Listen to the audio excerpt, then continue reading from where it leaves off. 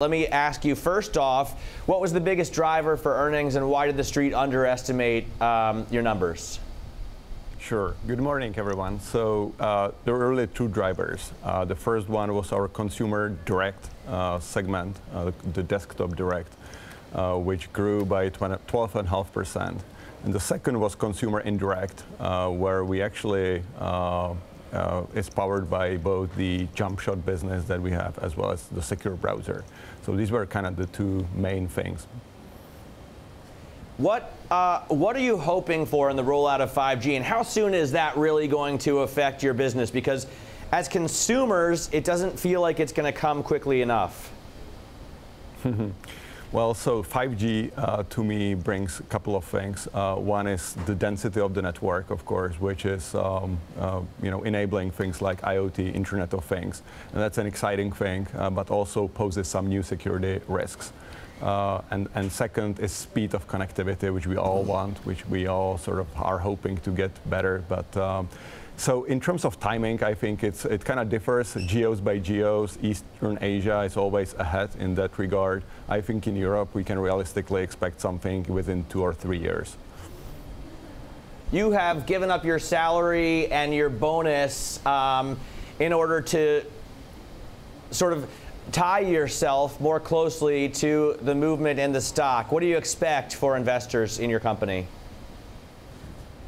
Well, so I got sort of inspired by the captains from the Silicon Valley, such as Google and Facebook leaders. So I gave up my salary and my bonus, and I really am getting only compensated by stock, which I think is the right thing for the CEO to do.